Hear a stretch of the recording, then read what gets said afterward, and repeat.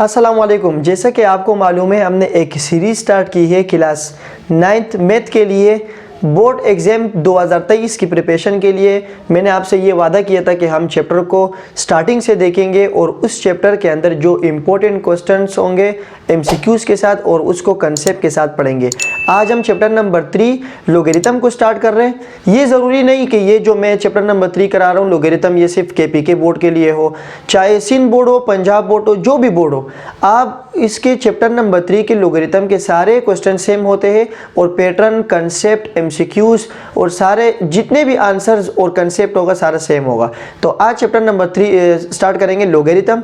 और लोगरिथम में हमें सबसे आपको पहले ये बताऊं कि लोगरिथम में हम करते क्या है। लोगरिथम कहते हैं साइंटिफिक नोटेशन को शो करने के लिए। साइंटिफिक नोटेशन क्या होता है कि any number, any sentence, it is a short way to write a very large and very small number. कोई ऐसा सेंटेंस, कोई ऐसा नंबर जिसे हम थोड़े से, जैसे मिसाल के तौर पर आपको मेरे पास 1000 रुपीज़ है और मैं ये किसी को ये बताने की शो करूँ कि मेरे पास 1000 रुपीज़ है। साइंटिफिक नोटेशन में ऐसे शो करते 1 × 10 की पावर 3। 10 1 के साथ कितने ज़ीरो है, मतलब 1 के साथ इतने ज़ीरो लगाओ, ये साइंटिफिक नोटेशन कहलाता है। मैं कोशिश करूंगा लेक्चर के साथ साथ साइड पे मैं एमसीक्यूज़ भी बताता चलूं। ये जो आपके पास साइंटिफिक, इसे हम कहते हैं साइंटिफिक नोटेशन। पहले एमसीक्यूज़ तो ये आया कि साइंटिफिक नोटेशन क्या होती है। इसको नोटेशन पे जनरल फॉर्म में ऐसे शो करते कि y एक फंक्शन होगा, कोई भी नंबर होगा और इसमें कोई नंबर × 10 की पावर, इसकी कोई पावर होगी, तो ये साइंटिफिक नोटेशन कहलाती है। साइंटिफिक नोटेशन क्या होती है, m × 10 की पावर n। अब साइंटिफिक नोटेशन को शो कैसे किया जाता है, कुछ नंबर्स के तौर पर। मिसाल के तौर पर आपके पास एक बहुत बड़ा नंबर है 1490000। इसे मैंने साइंटिफिक नोटेशन में शो करना है। साइंटिफिक नोटेशन में एक पॉइंट लगता है जिसे हम डेसिमल पॉइंट कहते हैं और वो हमेशा 1 नॉन ज़ीरो डिजिट के बाद लगता है। 1 नॉन डिजिट क्या होता है कि एक नंबर, उसके बाद जो कोई नंबर होगा उससे पहले एक पॉइंट लगेगा। मिसाल के तौर पर 1.49 ये पॉइंट लगेगा। अब सारे ज़ीरो ख़त्म हो जाते हैं, ज़ीरो सारे क्या हो जाते हैं, ख़त्म हो जाते हैं। इसे हम साइंटिफिक नोटेशन कहते हैं। अगर आप किसी को कह रहे कि मेरे पास 1 × 10 की पावर इतने ज़ीरो है, तो पहले पॉइंट कहाँ था, यहाँ। जब पॉइंट नहीं होता तो यहाँ होता है और कितने बाद लगा है यहाँ पर, तो 1 2 3 4 5 6 × 10 की पावर 6 लग गई। अब जब इस तरफ मूव करेंगे तो पॉजिटिव साइन और जब इस तरफ मूव करेंगे तो नेगेटिव साइन। जैसे आपके पास लिखा होगा 0.00245। अब इसमें साइंटिफिक नोटेशन कैसे शो करते हैं, पॉइंट यहाँ लगा हुआ है, लगाते कहाँ है, एक नॉन डिजिट ज़ीरो नंबर के बाद यहाँ लगाना होता है। तो यहाँ से यहाँ तक मैं कितने जंप लगाऊंगा, 1 2 3। तो मैंने कहा ये 2.45 × 10 की पावर क्या हो जाएगी, -1 2 3 -3 हो गई। इस तरफ मूव करेंगे तो माइनस के तौर पर। ये मैं क्या कर रहा हूँ, साइंटिफिक नोटेशन में किसी भी बहुत बड़े नंबर को शॉर्ट फॉर्म में लिख रहा हूँ। बहुत बड़े नंबर को क्या कर रहा हूँ, शॉर्ट फॉर्म में लिख रहा हूँ। तो ये साइंटिफिक नोटेशन कहलाती है। ये सारे पॉजिटिव में और ये जब जाएंगे ये नेगेटिव में जाएंगे। अब आपके पास एक ऐसा सवाल होगा जिसमें आपके पास पहले से साइंटिफिक नोटेशन लगाना होगा और उसका हम ऑर्डिनरी नंबर में शिफ्ट करेंगे। ऑर्डिनरी नंबर क्या होता है, जैसे आपके पास लिखा होगा 25 × 10 की पावर 6 कि यहाँ पर आप मुझे ऑर्डिनरी में शिफ्ट करो। ऑर्डिनरी में कैसे शिफ्ट करेंगे, यहाँ 25 है, पॉइंट कहीं नहीं होता, तो इसके बाद क्या कह रहे हैं कि 25 के बाद कितने ज़ीरो लगाओ, 6 ज़ीरो। तो 1 2 3 4 5 6 ये ऑर्डिनरी नंबर में शिफ्ट हो गया। अब मैं क्या करता हूँ कि अगर आपके पास ऐसे लिखा हो 49.5 × 10 की पावर आपके पास हो जाएगी 4। अब इसका मतलब ये है कि पॉइंट के बाद आपने 4 ज़ीरो लगाने हैं। पॉइंट के बाद जब 4 ज़ीरो लगाऊंगा, आप इसको इम्पोर्टेंट पॉइंट ये है कि पॉइंट के बाद पहले से एक नंबर है, ये एक ज़ीरो ये हो जाएगा और 3 ज़ीरो फिर यहाँ से आएंगे, तो टोटल कितने हो जाएंगे, 4। 1 2 3 ये देखें, क्यों, पॉइंट यहाँ होता है, पॉइंट कहाँ लगा हुआ था पहले। जब मैं दोबारा यहाँ पर रिवर्स करूँगा तो कितने जंप लगाऊंगा, 1 2 3 4, तो यहाँ पर फिर पॉइंट आ गए। इस बात का बहुत ख्याल रखना है कि अगर आपके पास लिखा हुआ हो 1.5 इंटू 10 की पावर 3, तो अब आप 3 पॉइंट नहीं बल्कि 2 0 लगाएंगे, क्योंकि एक 0 ये नॉन डिजिट भी शामिल हो जाएगा। जैसे दोबारा प्रैक्टिस करते हैं, 25.67 इंटू 10 की पावर -4। अब मैंने माइनस का लगाना है, मतलब पॉइंट से इस तरफ पहले कितने 0 होने चाहिए, कितने नंबर होने चाहिए, 4। तो पॉइंट के बाद 2 पहले से मौजूद है, मैं 2 ऐड कर दूंगा, 2567। ये देखो ये पॉइंट आ गया। अब यहाँ पर क्यों, क्योंकि ये क्या कह रहा था 25 4 डिजिट्स तक। अगर मैं दोबारा यहाँ तक शिफ्ट करूँ तो 0 1 2 3 और ये 4, पॉइंट से पहले भी एक 0 लगाओ तो ये पॉइंट कहाँ शिफ्ट हो जाएगा, यहाँ। ये तो साइंटिफिक नोटेशन की बात हो गई। अब हम नेक्स्ट टॉपिक को देख करेंगे कि लोगरिथम क्या होती है, लोगरिथम को कैसे शो किया जाता है। मेन इंपॉर्टेंट पॉइंट अभी आया है। जैसे मैं लोगरिथम से हट के एक बात करूं, मिसाल के तौर पर अगर मैं आपसे कहूं कि 2 की पावर 3 क्या हो जाएगी, आप लोग बोलेंगे सर 8। 2 को 3 मरतबा मल्टीप्लाई करेंगे आपके पास क्या आएगा, 8। अगर मैं आपसे कहूं कि 10 की पावर 2 क्या आएगी, आप बोलेंगे सर 10 10 100।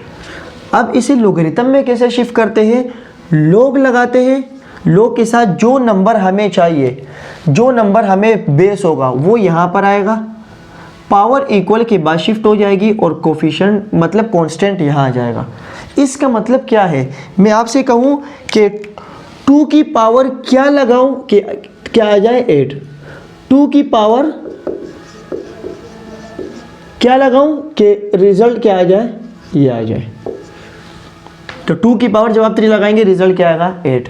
अगर मैं आपसे कहूं कि मैं यहाँ पर लगा हुआ है 10 और यहाँ है 100, तो 10 की पावर क्या लगाऊं कि आपके पास क्या आ जाए 100, कि 10 को कितनी टाइम्स मल्टीप्लाई करूं, ये हो जाएगा 10 को जब आप 2 टाइम्स मल्टीप्लाई करेंगे, ये जब जाएगा मैंने इनकी टाइम्स निकालनी है और ये आपका रिजल्ट बन जाएगा। आई होप आपको ये समझ आ गया होगा। कुछ और प्रैक्टिस करते हैं ताकि आपको मज़ीद अच्छा हो जाए कि लोगरिथम को कैसे लिखेंगे। अब आपके पास एक नंबर आएगा ऐसे, जैसे आपके पास लिखा हुआ है 4 पावर 6 225। अब इसे लोगरिथम में शिफ्ट करें। लोगरिथम में कैसे शिफ्ट करेंगे, 256 लिख लें, इसको लॉग फॉर्म में शिफ्ट करें। मैंने कहा था ये क्या होती है बेस, ऊपर क्या होती है पावर और ये क्या होता है कांस्टेंट। और लोगरिथम की शिफ्टिंग ये से होती है कि ये बेस लॉग के साथ जो लगा होता है, यहाँ पर क्या आता है कांस्टेंट और यहाँ पर क्या आता है पावर। अब लॉग बेस यहाँ पर क्या है 4, कांस्टेंट क्या है 256 और पावर क्या है 6। इसका मतलब क्या है कि 4 की पावर अगर आप लोग 6 करेंगे तो आपके पास क्या आएगा 256।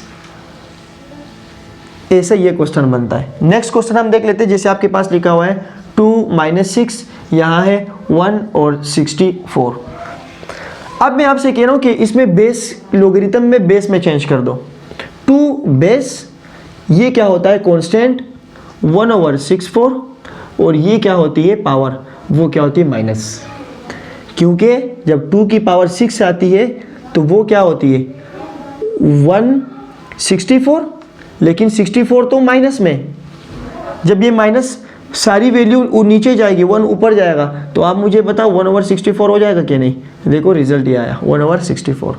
तो ये होता है बेस, ये पावर और ये क्या कांस्टेंट, ये सारी कांस्टेंट वैल्यू होती है। अब इसके कुछ और प्रैक्टिस करते हैं ताकि आपको मज़ीद इसका प्रैक्टिस समझ आ जाए कि इसमें हम क्या कर रहे हैं। ये MCQs है। 10 की पावर 0 = 1, लॉग बेस क्या है 10, कांस्टेंट क्या है 1 और = 0। इसमें मैं आपसे क्या कह रहा हूँ कि 10 की पावर क्या करूँ कि आंसर 1 आ जाए। 10 की पावर यहाँ क्या लगाऊँ, 10 की पावर यहाँ क्या लगाऊँ कि आंसर 1 आ जाए। मैं बोलूँगा कि आप 0 लगाओ। देखो क्या लिखा हुआ है 10 की पावर 0 = 1। ये MCQs के लिए है कि 10 की पावर अगर आप 0 लगाएंगे तो आपके पास रिजल्ट क्या आएगा 1। 10 की पावर 0 = 1। किसी भी नंबर की पावर अगर 0 हो जाए, x की पावर 0 = 1। अगर मैं इसे ऐसे शो करूं कि log x 1 = मैं बोलूँगा 0, क्योंकि x की पावर क्या लगाओ कि आंसर क्या आ जाए 0। हमने एक बात और सीखी, एक बात और हमने सीखनी है कि log 1 इज इक्वल टू क्या होता है 0। एक MCQ ये हो जाएगा कि सर किसी भी log की वैल्यू 1 हो जाए तो उसका आंसर क्या आ जाएगा 0। क्यों? यहाँ बेस कुछ नहीं होता तो क्या होता है 10। कॉमन log का बेस क्या होता है? कॉमन log बेस क्या होता है 10। इसे बेस कहते हैं, MCQ में बहुत सारे बार आता है। तो अगर मैं आपसे कहूँ कि 10 की पावर में क्या लगाऊं कि आंसर 1 आ जाए, 10 की पावर में 0 लगाऊंगा तो आंसर क्या आएगा 1। इसीलिए log 1 किसके बराबर होता है 0 के। अब अगर आपके पास मैं इसको कुछ सवालों के साथ मैं अगर ट्रिक करूं तो आपको ये कंफर्म हो जाएगा कि सर हमें इसका पूरा कंसेप्ट समझ आ गया। जैसे मिसाल के तौर पर आपके पास एक सवाल है और उसमें लिखा हुआ है 3 - 4 और यहाँ है 1/81। अगर मैं इसे डायरेक्ट शिफ्ट करूँ लोगरिथम में, देखो ये क्या किया जाता है बेस, ये क्या है कांस्टेंट और ये क्या है पावर। बेस ये मत भूले, पावर और ये क्या है कांस्टेंट। लॉग बेस कांस्टेंट और पावर, ये लोगरिथमिक फॉर्म में। एक्सपोनेंशियल फॉर्म में कैसे लिखते हैं?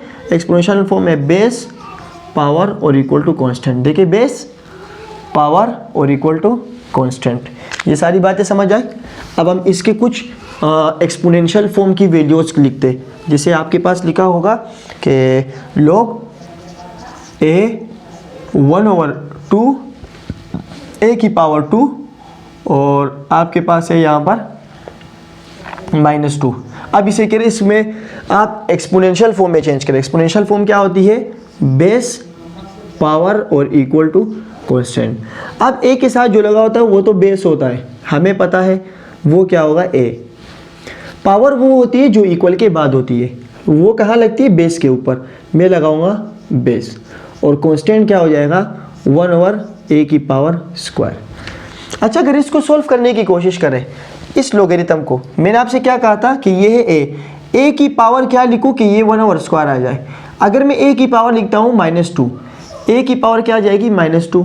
यहाँ पर इसके बराबर क्या है a की पावर 1/2। अब मुझे पता है इसके नीचे 1 होता है, जब ये 1 ऊपर शिफ्ट करेगा नीचे 1/, माइनस हमेशा किस में कन्वर्ट हो जाएगा प्लस में। ये देखें 1/2 1/2, आंसर सेम आया। तो इसका मतलब ये है कि a की पावर में -2 लगाऊंगा तो आंसर क्या आएगा 1/2। और इसको एक्सपोनेंशियल फॉर्म में कैसे चेंज करते हैं? a -2 1/2, क्योंकि जब ये नीचे चला जाएगा ऊपर से ये नीचे तो इसकी पावर क्या हो जाएगी पॉजिटिव। तो ये एक्सपोनेंशियल और लॉगरिथम की एक छोटी सी टेक्निक है। अगर किसी आपका कंसेप्ट इसमें क्लियर हुआ तो आपको आगे के सारे questions, change base, logarithmic value सारे आपको क्लियर हो जाएंगे।